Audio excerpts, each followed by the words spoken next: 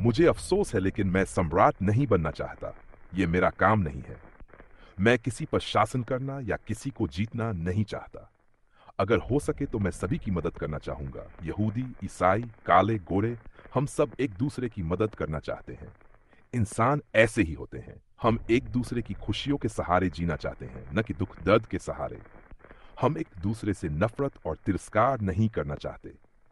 इस दुनिया में सबके लिए जगह है और पृथ्वी बहुत समृद्ध है। यह सभी की जरूरतों को पूरा कर सकती है। जीवन का तरीका स्वतंत्र और सुंदर हो सकता है, लेकिन हमने रास्ता भटक लिया है।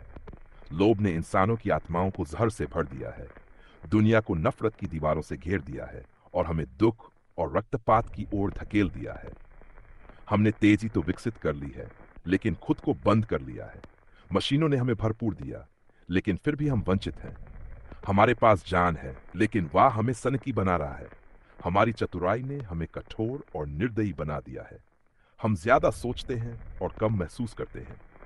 हमें मशीनों से ज्यादा इंसानियत चाहिए। हमें समझदारी से ज्यादा कोमलता और दया चाहिए। इनके बिना जीवन हिंसक हो जाएगा और सब कुछ खो जाएगा। हवाई जहाज और रेडियो ने हमें करीब लाया है।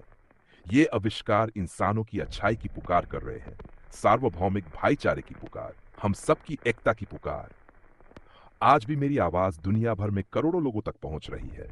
हताश पुरुषों, महिलाओं और बच्चों तक। उन लोगों तक जो उस व्यवस्था का शिकार है, जो निर्दोषों को यातना देती है, उन्हें कैद करती है। जो मुझे सुन सकते हैं, उनसे मैं कह रहा हूं, अभी जो पीड़ा है वह लालच का नतीजा है।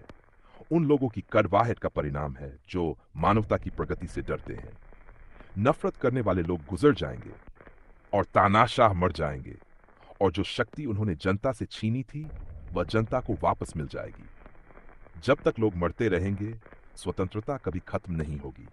सिपाहियों, अपने आप को उन दरिंदों को मत दो जो तुमसे नफरत करते हैं, तुम्हें गुलाम बनाते हैं, तुम्हारी जिंदगी को अनुशासन की बेड़ियों में बांधते हैं, तुम्हें बताते हैं क्या करना है, क्या सोचना है, क्या महसूस करना है, जो तुम्हें कसरत कराते हैं, तुम्हारा अपमान करते हैं, तुम्हें जानवरों की तरह इस्तेमाल करते हैं और तुम्हें तोप के चारे की तरह फेंक देते हैं।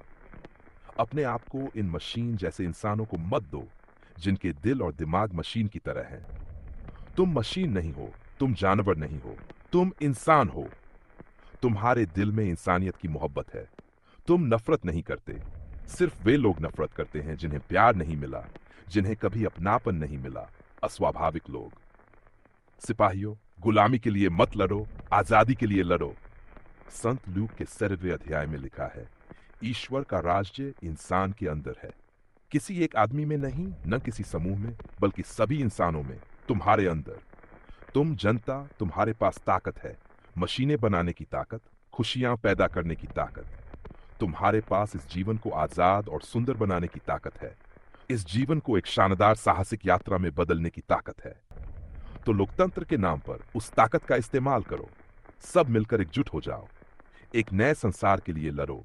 एक ऐसे सभ्य संसार के लिए जिसमें सभी को काम करने का मौका मिले, युवाओं को भविष्य मिले, बुजुर्गों को सुरक्षा मिले।